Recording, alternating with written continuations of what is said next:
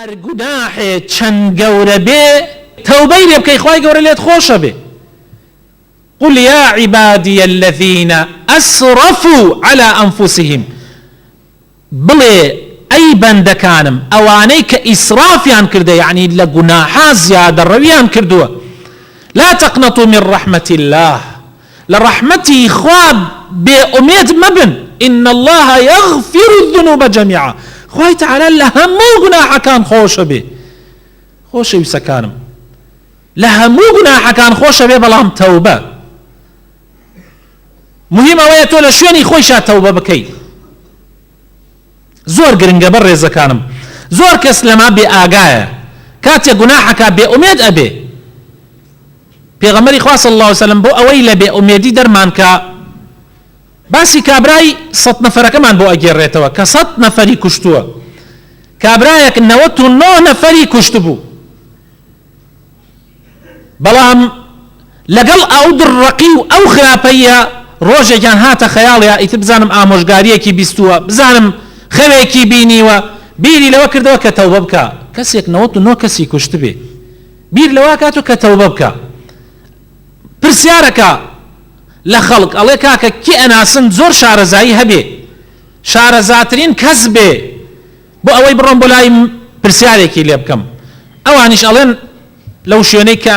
تایە بووە کابرایەکە بۆ زۆر عابد و خواناز بووە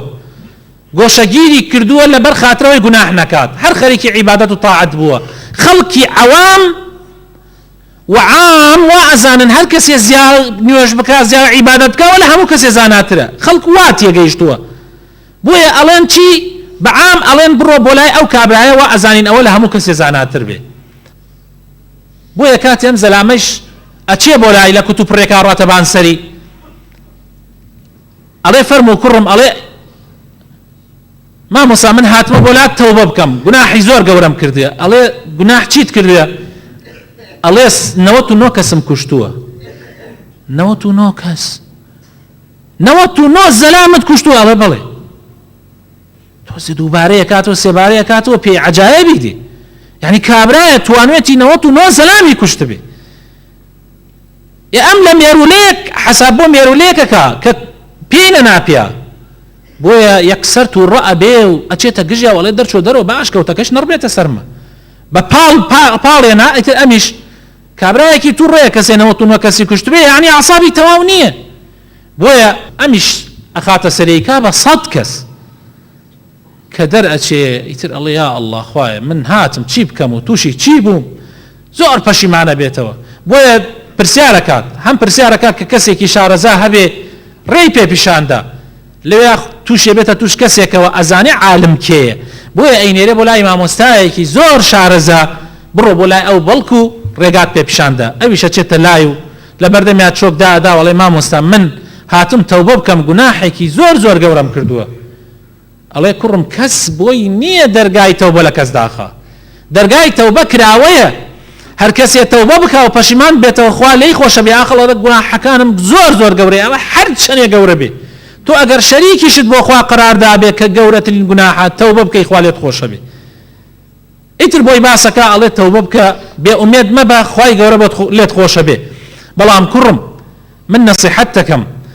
تۆ ئەگەر کەسانێ ئێستا ئەو شارەی کە تۆی هاتیە خەڵکی خراپی هاتیە دیارە خەڵکانێکی تایە وای بە تۆ کردووە تۆ ئەم پەروەردەت هەبێ کە خەڵک بکوژی بۆیە نەسیحەت دەکەم شوێنێکی کە هەیە ئەگەر بە قسەی منەکەی کۆچ بکە بۆ ئەو شوێنە بۆ ئەوەی بتوانین لەسەر تەوبەکەت بەردەوام ببی ئەمیش لەبەر خاتری خوا ماڵی خۆی ئەپێچێتەوە و ئەکەوێتە ڕێ بۆ ئەو شوێنەی تر تا لەوێ تەوبەکەی بەردەوام بێ سەیکەن لەبەر خاتری خوا ئەرز و خاک و ماڵی خۆی بەجێ ئەتێڵێ بۆ ئەوەی خوا لێی خۆش ببێ ئەمە کارێکی زۆر گەورەیە ئەمە بەڵگەیە کە ئەم کابرایە ئەوێت تەوبە بکە بۆیە لە ڕێگا ئەدا لە زەوی و ئەمرێ خوای تەعالا وەکو عادەت وایە دوو جۆر مەلائیکە دێن بۆ لای ئەم کابرایە کۆمەڵە مەلائیکە دێن تاوەکو ناوی لە ڕوحی ببەن بۆ سجین بۆ ئەو شوێنەی کە ڕوحی خراپەکارانی تایە کۆمەڵە مەلائیکەی تریش دێن تاوەکو بیبن بۆ علیین کە ڕوحی چاکەکارانی تایە ئەبێ بە مشت و مڕیان ئەمان ئەڵێن ئەم کابرایەنەوە 100 زەلامی کوشتووە بۆیە مستحقی ئەوەیە کە لەگەڵ خراپەکارانە بێ ئەوانیش ئەڵێن آخر ئەم کابرایە تەوبەیەکی تەواوی کردووە لەبەر خاتری خوا کۆچی کردووە ماڵ و سەروەت و سامانی خۆی بێجێهێڵاوە خوای گەورە مەلایکەیەکیان بۆ ئەنێرێ حەکەم بێ لە بەینیانە مەلایکەکەش کە حەکەم ئەبێ ئەڵێ بیژمێرن مەسافەی بینی ئەو شوێنەی کە ئەم کابرایە تایە مردووە هەتا شوێنە چاکەکە شارە چاکەکە بزان چەندێکە هەروەها مەسافەی ئەو شوێنە تا ئەو شوێنە خراپەش بژمێرن بزانم لە کام لاوە نزیکە ئەوە بەری ئەوەیانەکەوێ جا ئەمجا لە حەدیثەکە لە ڕیوایەتێکی حەدیثەکە ئەفەرمێ پێغەمبەر صلی الله علیه وسلم فەرمێ خوای تعالی ئەمری کرد بە زەوی کەوا بیکێشێتەوە زەوی خۆی بکێشێتەوە بۆ لای شارە چاکەکە تاوەکو بۆ ئەو لایە بەری ئەو لا بکەوێت چونکە تەوبەیەکی نەسوح و ڕێکوپێکی کردووە بەری چاکەکاران ئەکەوێ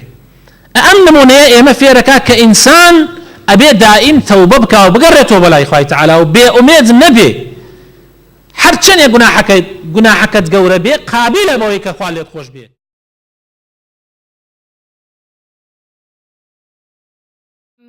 ألم تر كيف ضرب الله مثلا